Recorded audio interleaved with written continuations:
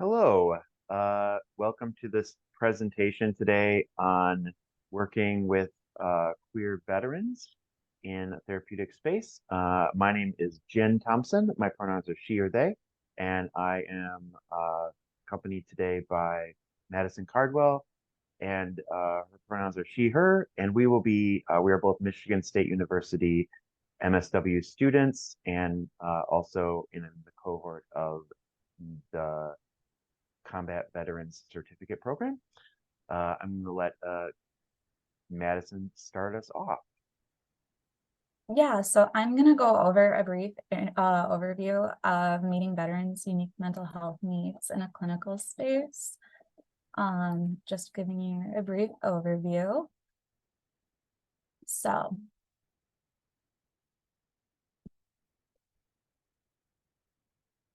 we're going to go over some basic vocabulary, some history of mental health in the military and how those two things can interact, and the relevance of this information to clinical practice. So first, we want to emphasize that not every service member is a soldier. This seems like a pretty basic concept. Unfortunately, it is something that a lot of clinical practitioners still fall into, as well as anyone else working in civilian practice. So there are 6 branches of the U.S. military: the Army, Navy, Marine Corps, Coast Guard, Air Force, and Space Force. So the Army is the oldest branch as well as the largest branch. People who are enlisted in the Army are soldiers. People who are enlisted in the Navy are sailors, and Marine Corps are Marines, Coast Guard are Coast Guardsmen, Air Force are airmen, and the Space Force are the Guardians. So we also have 2 National Guard components. There's the Army National Guard and the Air National Guard. The National Guard is unique because they provide support at home in the case of national or natural disasters, as well as overseas when needed. So some other military terms you might hear referenced today include rank, which denotes a person's position within the military hierarchy. You might hear deployment, which is the movement of troops outside of the U.S. So if somebody is deployed, it means that they are moved outside of the U.S. Active duty is full-time service in a military force. A veteran is somebody who served on active duty for a specified length of time. This can vary based on which branch they are in and whether they're in a guard or non-guard position. You might hear combat veteran, which is somebody who served on active duty in a conflict zone. You might hear discharge status, which denotes how somebody was separated from the military, and this can have a huge impact on what benefits they're entitled to or services after their discharge. There are 8 different types of discharge. We're not going to get in the weeds that much. But you'll also hear the Department of Veterans Affairs, or VA. This is the governmental service provider for qualifying veterans. They manage healthcare, housing, a whole bunch of different things for veterans after their separation. You might also hear TRICARE, which is the insurance for active duty service members and their families. So why is this vocabulary important? First of all, it builds trust. It shows that we are taking steps as service providers to be competent, that we care about our military enough to learn the correct terminology, that we care enough to learn about their specific experiences, which can greatly vary based on branch, based on rank, based on whether or not they were deployed, whether or not they've seen combat. We also want to make sure that we are being accurate in terms of documentation, and it also improves our ability to provide assessment for clients coming in who may have been military affiliated at some point.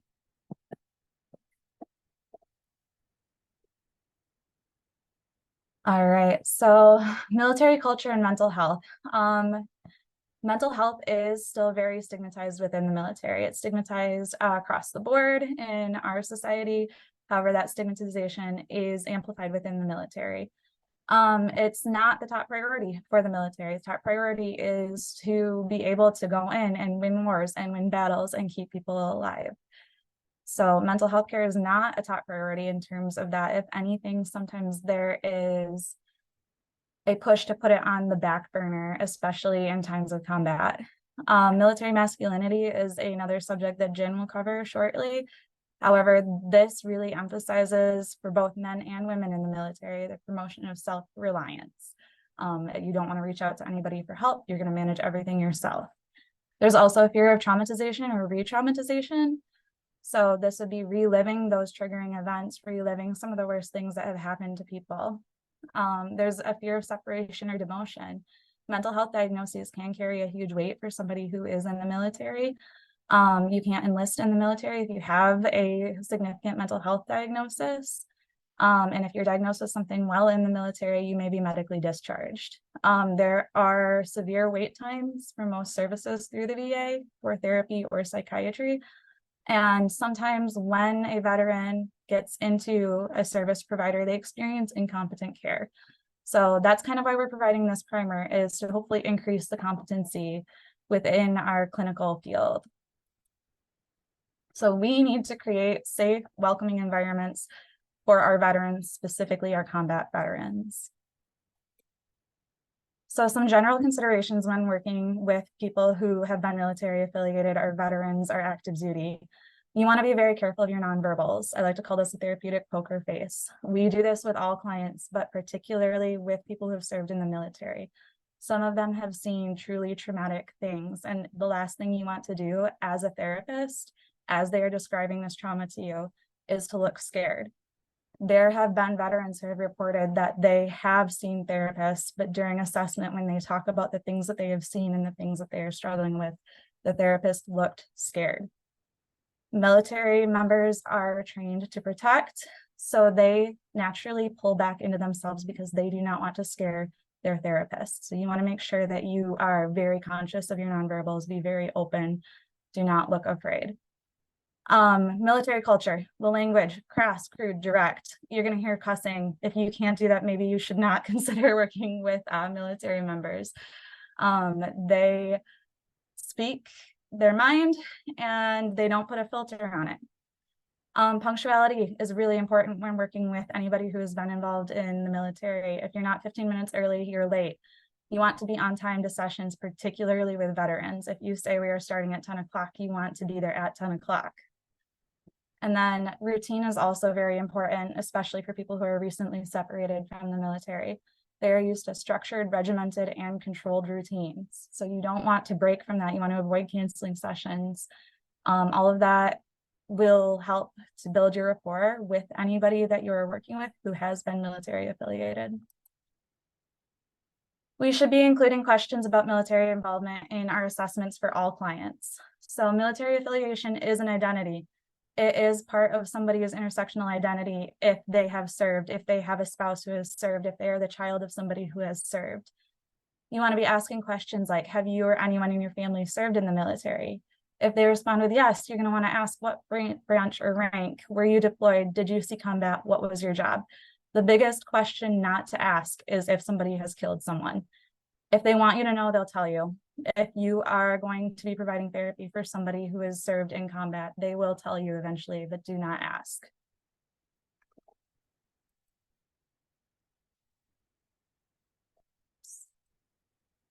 Right. Okay.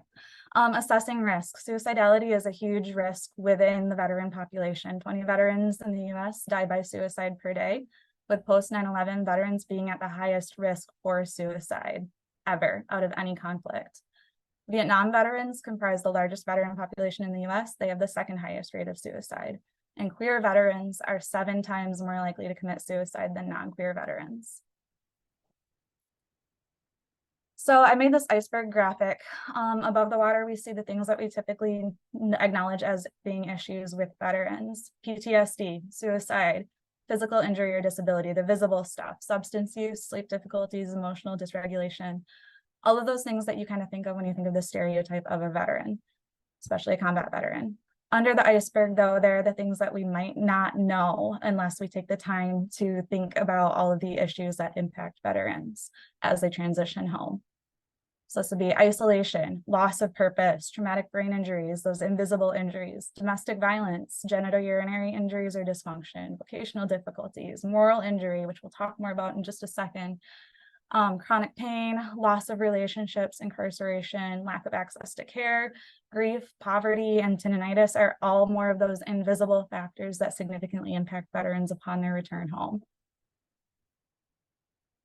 So PTSD, we're all familiar with that term as clinicians. PTSD occurs following threat-based trauma, and it's a DSM-5 diagnostic. Moral injury might be a new term to some of you. So this is the psychological, behavioral, social, and spiritual aftermath of acting in violation of one's own moral compass. So this can occur after killing, is the most specific example and relevant to combat veterans. Even if the killing was done in a way that was considered justified, if it was done to protect a brother or sister in arms, if it was done to protect yourself, there's still going to be fallout from that. Moral injury is dimensional because it encompasses so many different things other than just psychological impacts. So it's not considered a diagnostic. You're not going to find moral injury in the DSM, likely never will. However, its impacts are extremely broad and far-reaching, particularly for veterans. So some treatment modalities that have been proven to be effective with veterans, one-to-one CBT, specific for addressing PTSD. There's cognitive processing therapy. There is prolonged exposure and eye movement desensitization and reprocessing. All of those are evidence-based practices that have been found to be particularly helpful in treating PTSD and combat veterans. For moral injury, acceptance commitment therapy, adaptive disclosure, and guilt reduction therapy are all different modalities that have been proven to help address some of the aspects that we see impacted from moral injury. Group settings, group therapies are actually very beneficial for veterans too. You want to make sure it's a peer group because veterans know veterans and veterans trust veterans. As service providers, we are automatically at a disadvantage if we have not served ourselves in working with veterans because they know that we don't have the same experience. They're more likely to open up to somebody who might have had a similar experience. There are alternative modalities that are also showing a lot of promise, most notably ketamine or MDMA assisted psychotherapy. So this is where a client is dosed with ketamine or MDMA in a therapeutic controlled setting and then participates in psychotherapy. So the outcomes and experiences related to military service can be impacted by somebody's intersecting identities. And this is where we're going to move more into Djinn's content on working with queer veterans, because having those intersecting identities definitely impacts what experience somebody will have in the military and coming out of the military. Some additional resources, I like StopSoldierSuicide.org. They're a nonprofit dedicated to stopping soldier suicide. Lots of VA websites, Wounded Warrior Project. The Veteran Crisis Line 988 option 1 will connect you with a veteran support specialist. All right, and we're going to move on to Djinn's section.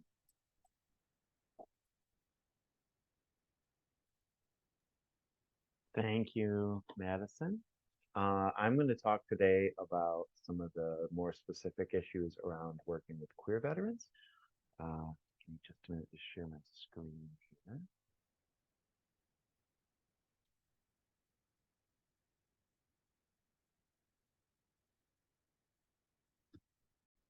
Oops, to go back to the beginning.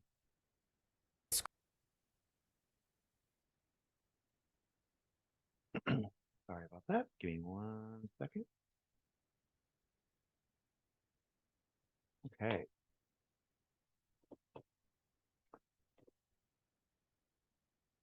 So this presentation is going to address a number of different issues.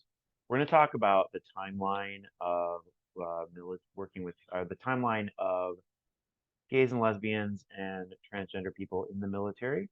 We're going to talk about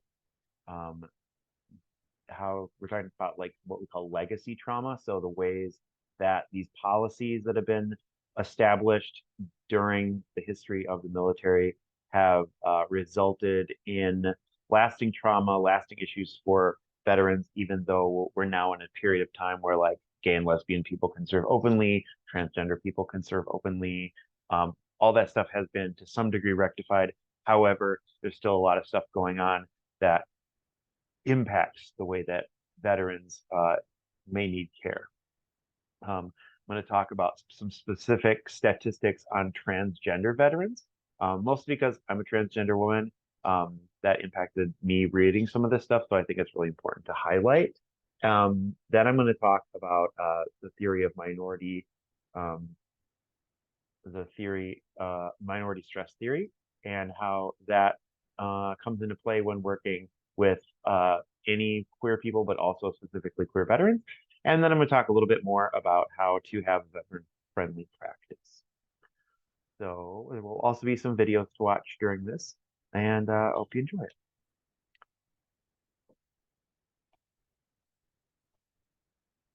All right, so first we're going to talk about a timeline of queer warriors in America.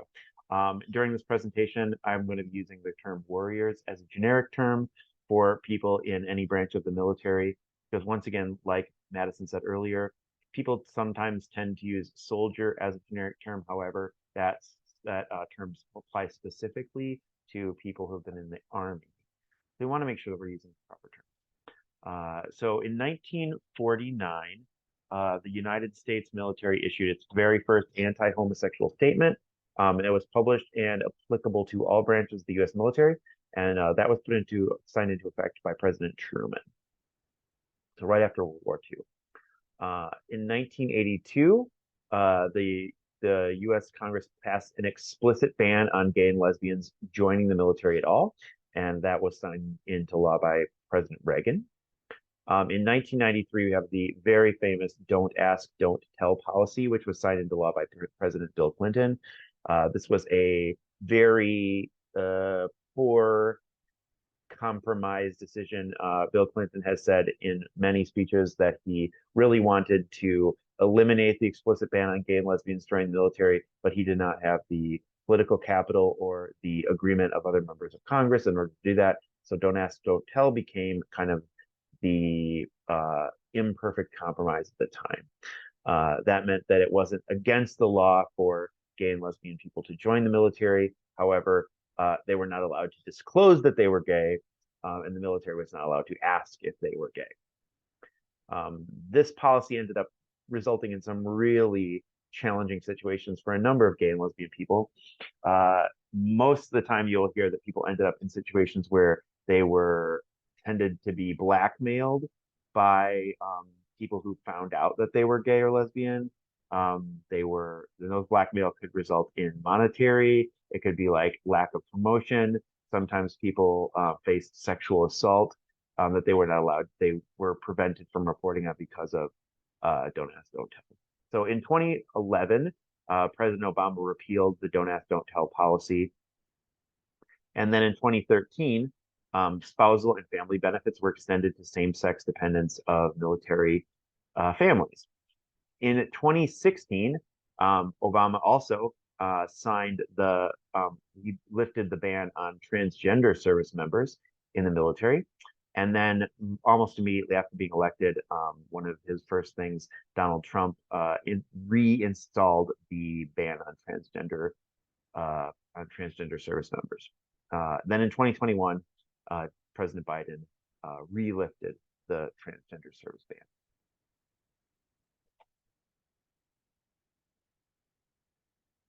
Thank you to Analog Devices for supporting American Veteran Keep It Close. Service has always been something that has felt like the reason for me being here.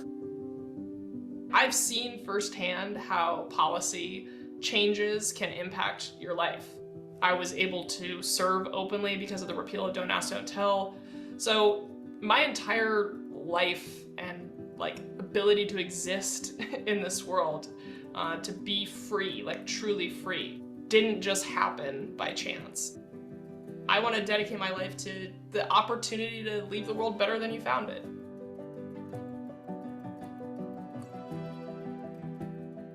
Hi, I'm Shane Brendan. As a veteran, I understand how objects we brought back from service can be so meaningful. They can remind us why we served and what we did, or help us transition back to civilian life.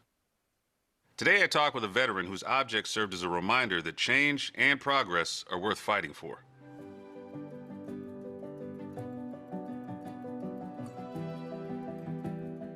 My name is Janessa Goldbeck, and I served in the Marine Corps for almost 7 years as a combat engineer officer and got out as a captain. So why the Marine Corps? Was there any chance that there ever could have been a different branch? When I went into the recruiter's office, everyone else had sort of pitched me on what their branch could do for me, and the Marine Corps recruiter said, well, what can you bring to to the Marine Corps. Why should we take you? And that definitely spoke to me. There are not a whole lot of human rights advocates who then pivot and join the Marine Corps, but I spent just about 7 years in DC as a human rights advocate before that. I saw it as two sides of the same coin. Both were ways to protect people and make the world a safer place. You know, how did your friends and your family react to the news of you saying, I'm going to go into the military, I'm going to be a Marine? You know, I'd been out since I was 19, and I'd been living my life openly ever since. And I definitely remember when I was signing my contracting paperwork related to Don't Ask, Don't Tell, and I felt conflicted. I remember like pausing, because if I wanted to join the Marines, I had to effectively lie on that document. The service is like based around integrity and character, but in order to serve, I had to, you know, commit this fraudulent act. So that really stood out to me. Don't Ask, Don't Tell was officially repealed. I was about 3-4 weeks into my training at Quantico. For me to have the opportunity to serve openly, to feel that burden lift, you know, there's no amount of gratitude I could express that would be sufficient to those who came before me, who cleared that path. Being able to just be myself in the Marine Corps allowed me to bring my entire self to the Marine Corps, and it allowed me to connect with my peers in a way that I might not otherwise. What was probably the most rewarding thing about your role, you know, either during the deployments or just overall as a combat engineer officer? You know, one of the things that I didn't anticipate was how important mentoring young people was to the job.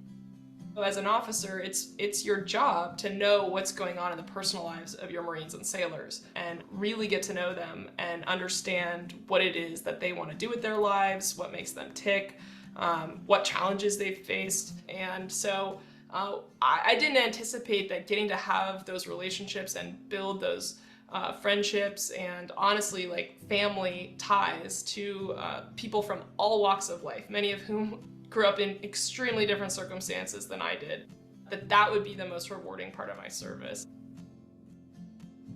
Talk to us a little bit about what you're doing post the military. What's been going on? Yeah, well, so I got out of the Marines in August of 2019, and I realized when I got back from my last deployment that actually there was a really big sort of need for people who understood how the veterans community works and also could translate that into political power. So I started my own consulting business that works with nonprofit organizations that want to pass federal legislation, that helps guide them through that process. There's still a lot of work to be done. Your special object is your Don't Ask, Don't Tell contract. I have it hanging in my garage alongside a couple of other things that I've helped impact in the course of my life. 2 are pieces of federal legislation that were passed and signed into law that I advocated for and organized around. The other is the Secretary of Defense's announcement that women could enter all jobs, including combat arms jobs. Those are all on the wall as a reminder of what happens when you work to change something and you work with people who share your same values and ideals. We'd like to thank Analog Devices for their support of American Veteran Keep It Close. Analog Devices has over 50 years of experience providing electronic solutions to the space, aviation, and defense industries. From electronics designed to survive the harshness of space or the cold pressures of the ocean, to addressing mission-critical solutions. When bridging the physical and digital worlds, Analog Devices has been there to provide support to those who explore, move us, and defend us every day. Analog Devices, ahead of what's possible.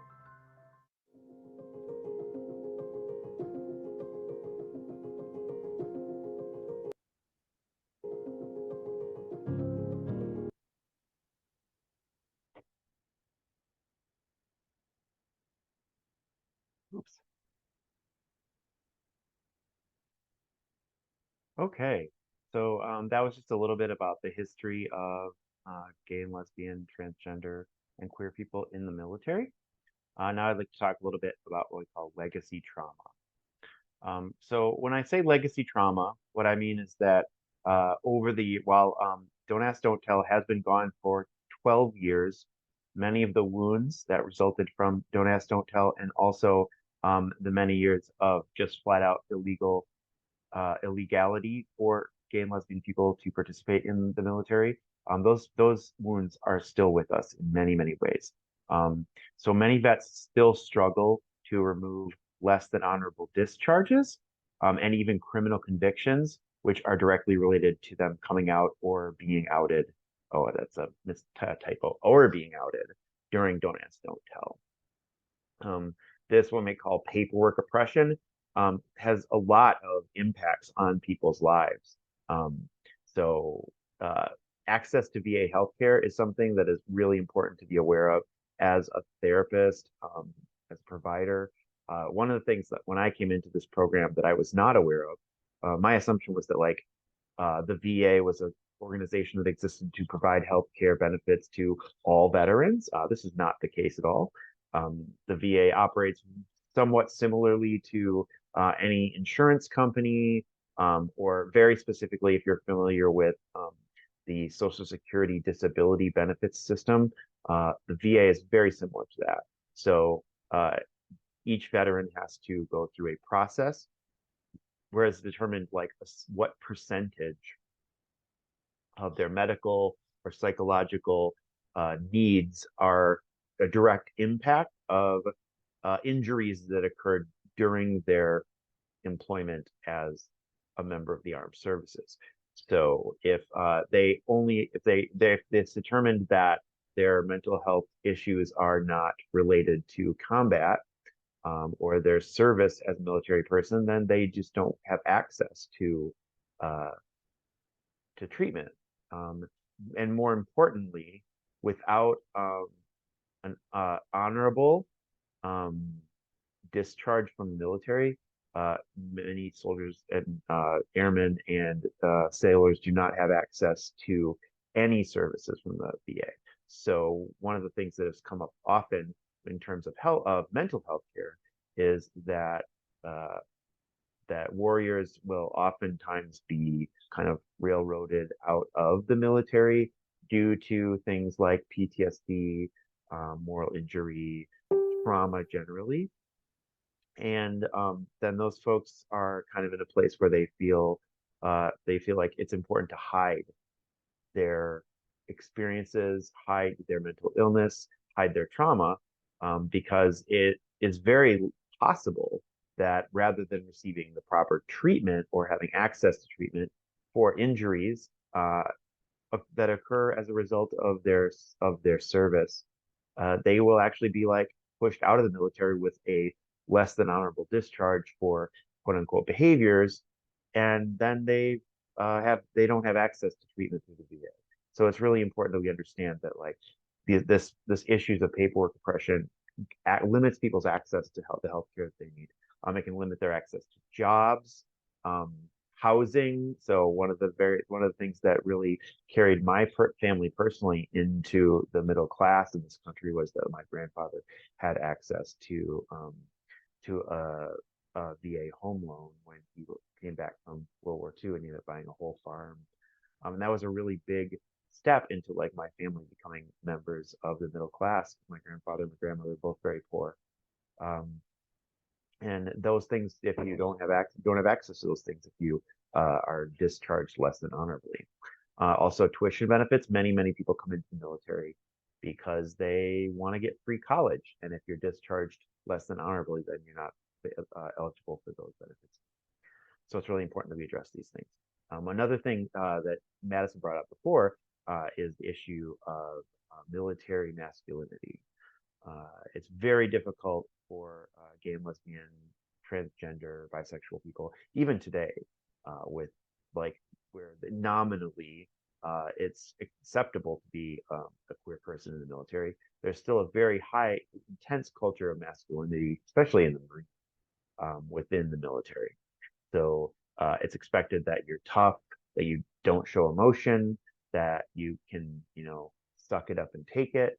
all of that kind of stuff. It's generally the way that people sort of perceive being masculine in the civilian world as well, but definitely turned up to 11. And it's really important that we have an awareness as therapists, as healthcare providers, that is a huge part of the legacy trauma that people bring with them when they re-enter the civilian life. So they've been they spent years in the military being trained to be as masculine as possible. They may have gone into the military because of that culture of masculinity, which we'll talk about later when we address issues of trans people in the military. But it's really important to be aware of that. I'm going to show a couple more videos. One is going to be kind of about the struggles that people who are outed for being gay or lesbian encounter as they try to get their discharge status changed. And then we're going to talk about a really interesting and really sad story about an officer in the Air Force who was discharged, not only discharged dishonorably, but also imprisoned for being a gay man in the Air Force in the 1980s before Don't Ask, Don't Tell. So go ahead and just take this information in. I thought these were both really important short videos to show. Discriminated against decades ago. So the question is, why are those vets still waiting for justice and the benefits that they're rightfully owed? Let's restart. Veterans Day is this weekend, and it's a time, as we know, to honor the men and women who serve in our country.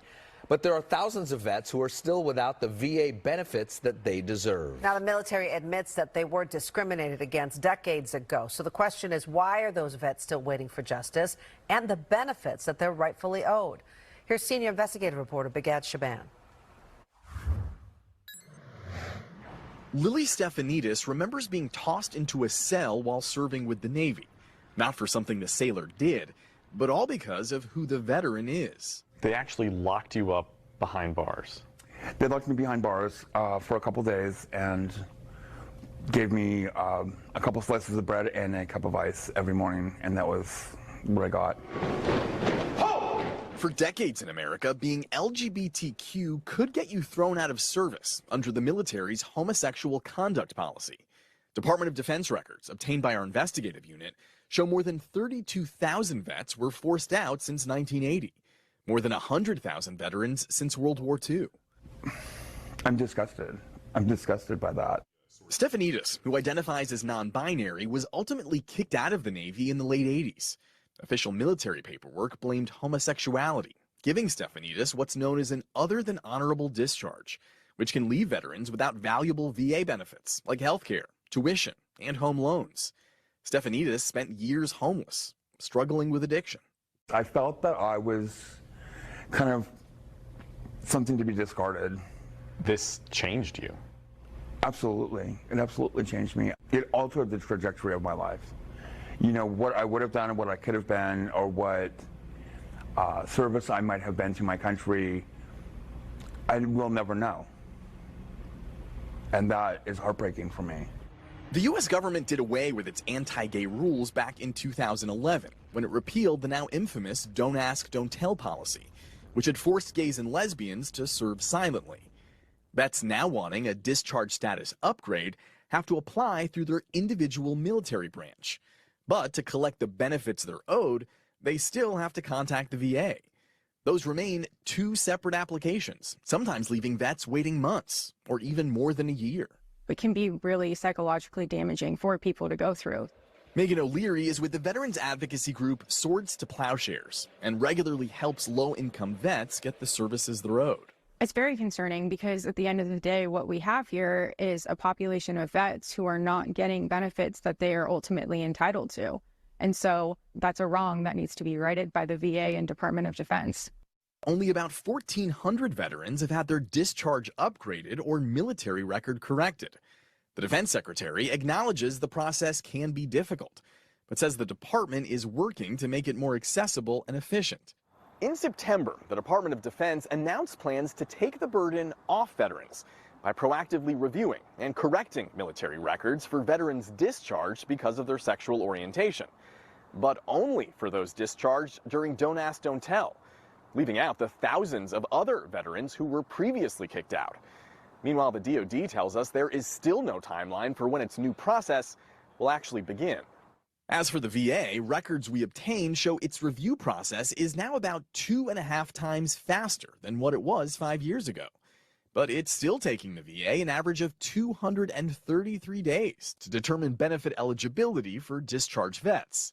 We brought our findings to VA Secretary Dennis McDonough. What do you say to veterans who think the process is still taking far too long? And do you have plans to speed it up?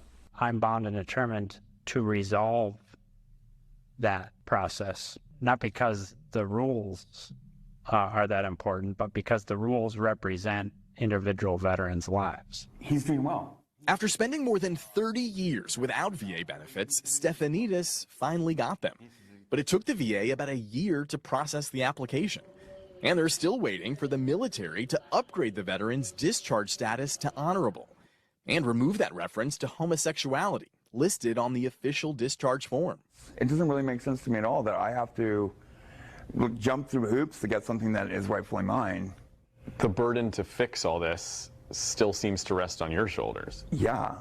Stefanidis is now part of a class action lawsuit that's been filed against the Department of Defense, which asks the military to systematically upgrade discharges for service members kicked out because of their sexual orientation. I need my country to tell me that I'm okay. Do you know what I mean? To tell me that I'm equal. Stefanidis worries waiting much longer may not be an option after being diagnosed with stage 4 prostate cancer. I may not live to see the discharge upgrade. How often do you think about that? Well, I wonder every day, how much time do I have left? But Stefanidis isn't in this battle alone. If the paperwork doesn't come soon enough, the Navy vet's longtime partner, turned husband, will receive the records. The two were just married last week. With the investigative unit, I'm Bigat Shaban. Now, if you have a story for our investigative.com/investigations.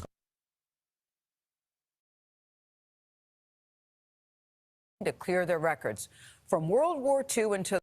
We welcome you back to CBS Mornings. We've got new reporting in our investigation of veterans who were discharged because of their sexuality and are struggling to clear their records. From World War II until the repeal of Don't Ask, Don't Tell back in 2010, an estimated 100,000 LGBTQ plus service members were kicked out of the military. While many walked away with less than honorable discharges, some faced even harsher consequences. Chief Investigative Correspondent, that would be Jim Axelrod, joins us at the table with more on this story. These stories are hard to believe to me. Good morning to see you, Jim. This one's going to get even harder. Good morning. We've been profiling veterans still paying the price for a policy that is no longer the law of the land. Denied certain benefits, unable to pursue certain jobs. But few have paid a more severe price than the vet you're about to meet. The military didn't just boot him for being gay.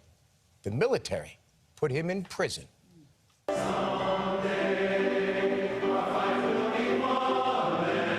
At Seattle First Baptist Church, where the Seattle Men's Chorus is rehearsing for its Pride concert. Perhaps the only thing matching the power of the singing voices are the stories shared with the spoken ones.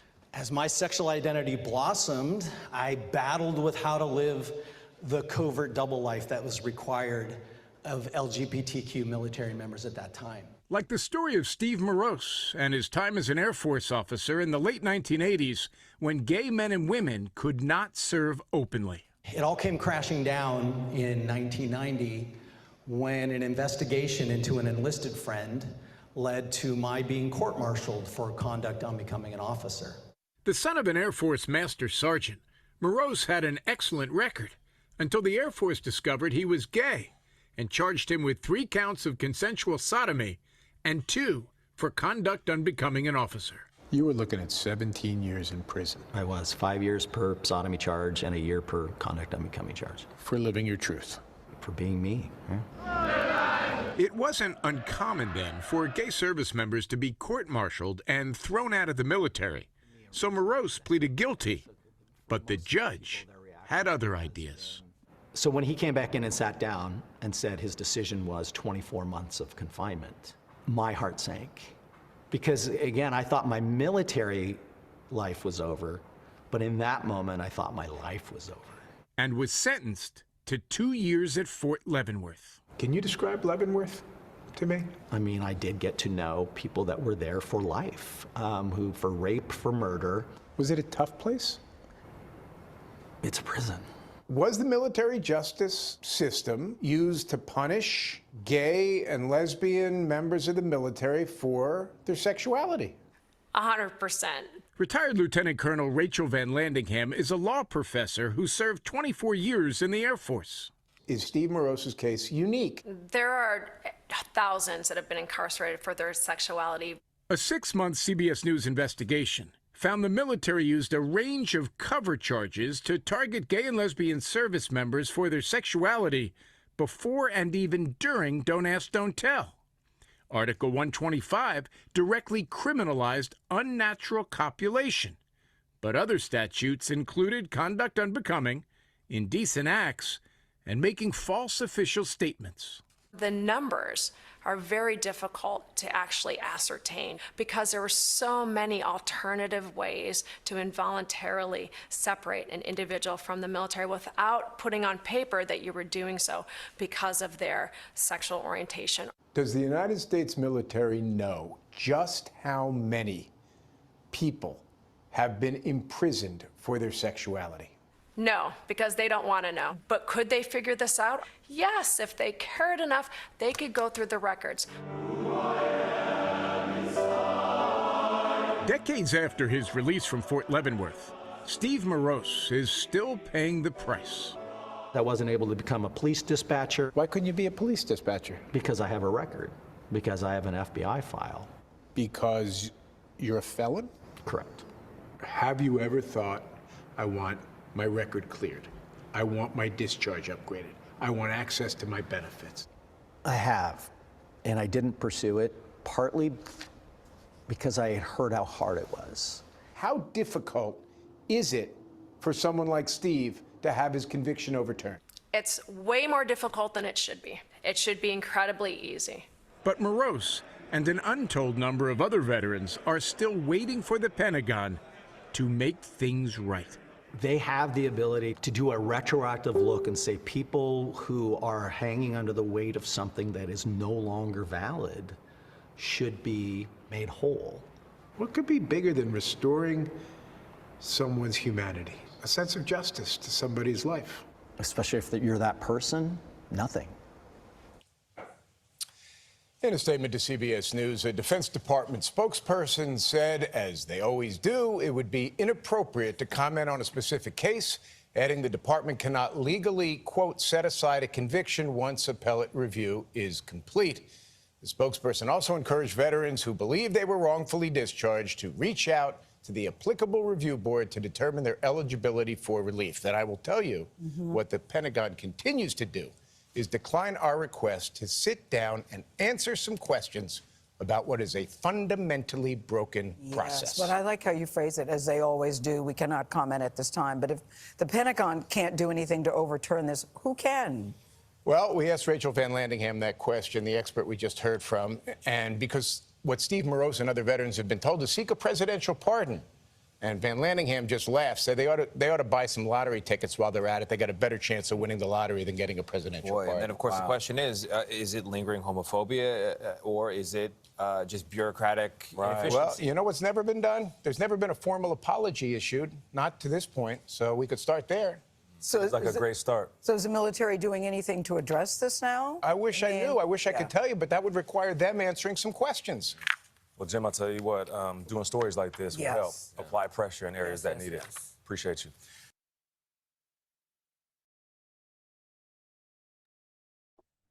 So those are just some of the results of what we discussed in terms of legacy trauma. So now I'd like to discuss some statistics on transgender veterans. This information specifically was really a big part of why I myself got into the MSU Combat Veteran Certificate Program. So these are all insights from the 2015 U.S. Transgender Survey. So 15% of people who filled out the U.S. Transgender Survey identified as veterans. So this is nearly 2 times the rate of the U.S. population, which is about 8%. Uh, this is a really big, important thing to address because I think that we, in LGBTQ circles, we tend to think of ourselves and our community as like leftists, anti-war, um, progressives, and kind of like in opposition in some ways. Oftentimes, I know I did myself for many years, in opposition to like kind of the bureaucracy of the military, the goals of the military sometimes, and again that toxic masculinity of the military. But there's a lot of transgender folks that are in the military. We'll get into the reasons why for that in a minute. Um, Transgender veterans return to service, keeping in mind that this is in 2015 before the ban on being transgender in the military has been lifted. It's 60% of people who filled out the survey who identified as veterans who had separated within the past 10 years said they might or would definitely return to service if transgender people were allowed to serve openly. Separation from military service. Due to being transgender, 19% of respondents who separated from military service believed that their discharge was partially or solely due to them being transgender. Respondents whose discharge was related to being transgender were less likely to have been honorably discharged, we discussed before, than respondents who were discharged for other reasons. 19% left the military to avoid mistreatment. Of the people who were surveyed and responded that they were veterans, 19% of them separated from military service themselves, and they left to avoid being mistreated or harassed as a transgender person. Latino, which is 28%, and Black respondents, 26%, were more likely to have left to avoid mistreatment or harassment than white respondents. And then which branch did you serve? This is, again, respondents to the 2015 U.S. Transgender Survey. 24% were in the reserves or the National Guard, 28 in the Army, 22 in the Navy, 18 in the Air Force, 7% in the Marines, and 1% in the Coast Guard. So I think it's really important is that statistic of 15% of transgender people identify as veterans. That's a huge percentage of people, and it is really important to address. And I think that one of the big questions that we have to ask ourselves is like, why are so many transgender people in the military? And there's a lot of reasons. And in fact, this statistic is not in this data, but another source that I read identified that 25% of transgender women have served in the military. And I think that's a really important piece to dive into. I think that my sense of it, and it's not like sort of supported by a lot of data, but my sense talking to transgender women who have served in the military, and just through the filter of my own experience as a transgender woman, I think that when you're in the closet and you're trying really hard to deny who you are, to not be trans, there can be a really strong desire to prove your masculinity. And I think that like culture of what we brought up before regarding military masculinity, especially like Marines, for example. And one of my good friends, who I call here Vicky, is a retired Marine, and she's confirmed some of these ideas as well. That like it's just like there's like if you can be a Marine, you can sort of like march the woman out of you. And that's a really big thing. And I think it's something that really needs to be addressed, especially for those of us that are in practices that focus on LGBTQ people. I think if we don't have this information about trans and queer military members, we're missing a big part of the ways that we could help our community. So I wanted to just like highlight this quote from Vicky. So this is from a text message string that Vicky and I had recently, and which is the question is around when being a Marine is an aspect of who you are, not just what you do. And Vicky said, they say that you joined the Army, that you joined the Navy, you joined the Air Force. but you become a Marine. The change is forever, and I have to tell you that they are right. One hand, a Marine will back another Marine, even if he's never met the other person before. But at the same time, what they do to you, and especially to those of us who joined in the attempt to become what everyone thinks we needed to be, there's that part. Our hypermasculinity was just hiding who we are because we were terrified of being who we were. Like my whole life, I can look back and see guys liking something and me not understanding why they did. Even sex. I could never understand why that was such a big deal for men. So I kept doing it, and I did it often. I was sort of the player slut, and I don't think I ever really enjoyed it. It was just a mystery to me, at least until I figured out I was trans. So I think this is a really big part of addressing the trauma and some of the stuff that when trans people who are veterans come to us, some of the big questions we can help them work on.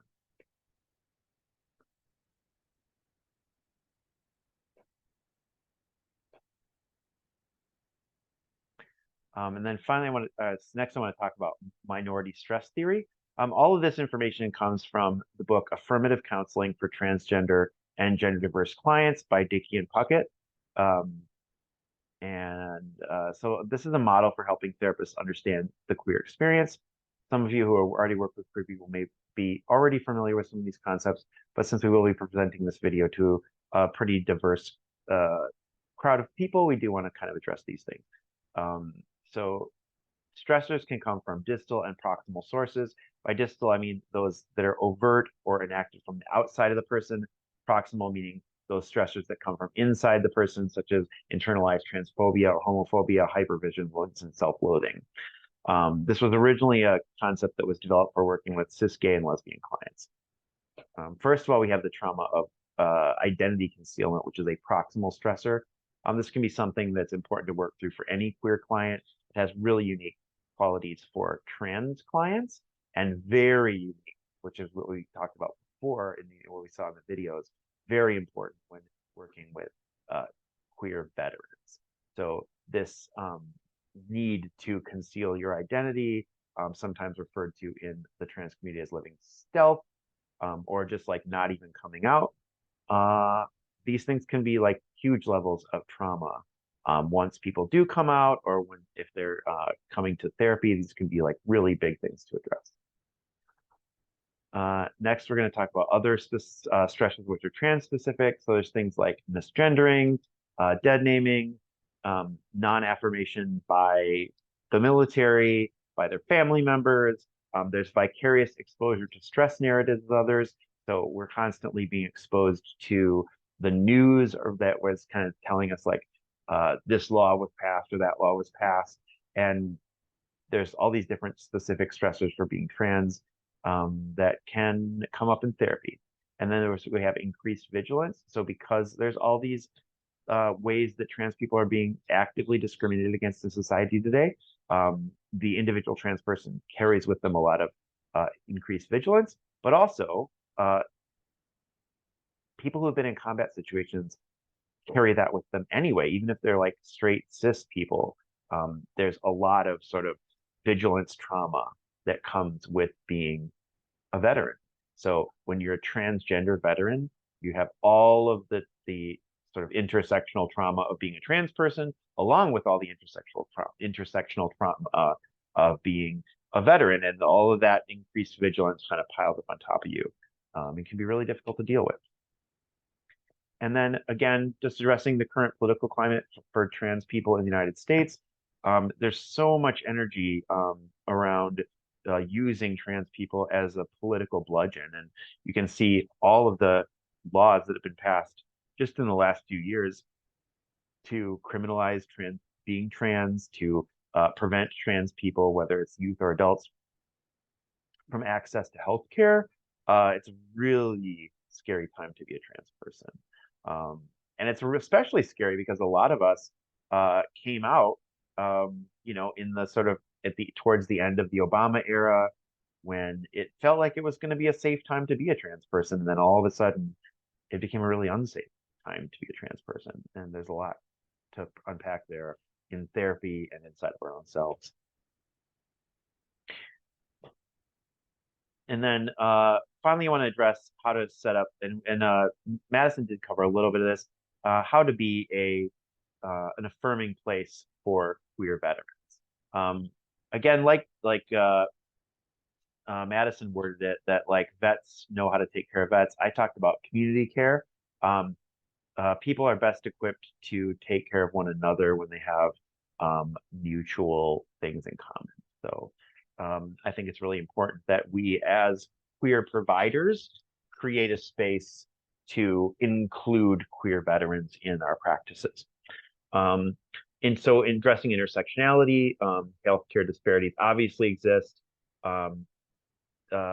Despite universal access to the military healthcare system when people are on active duty and have TRICARE. But it can be like really challenging depending on the areas they live in, whether they have access to, say, like trans affirming care. Rank, authority, and structure are likely to compound other forms of privileges, race, gender, all of that kind of stuff in the therapeutic milieu. And experiences military culture intersect with other social identities.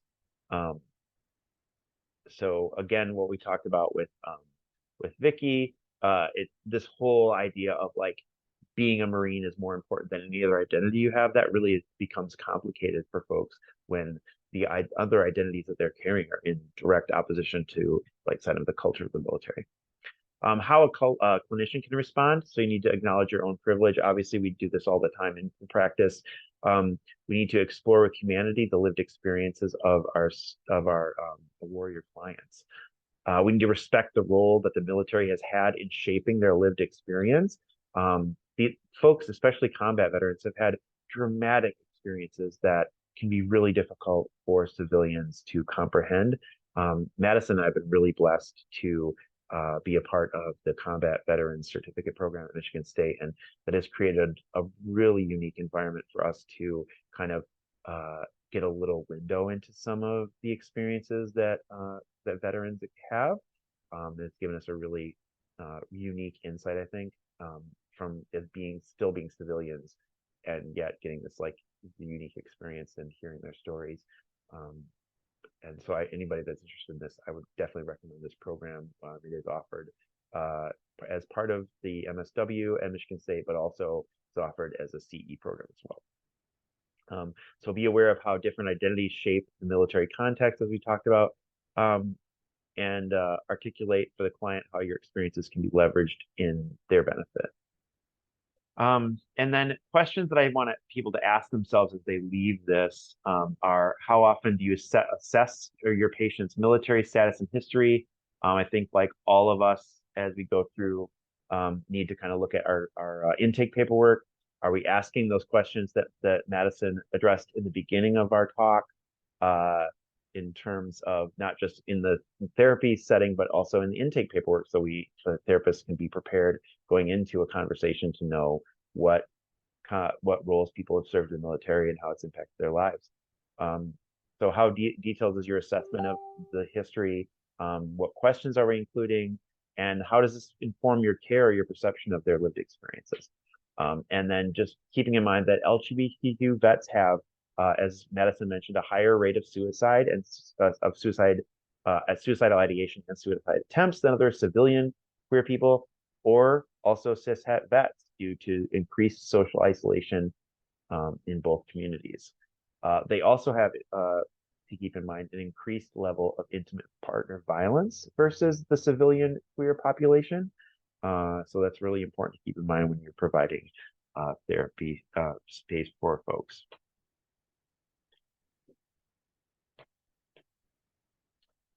And then just to kind of leave off, there's a few resources here that I just want to make people aware of. Some really interesting books that can be really helpful.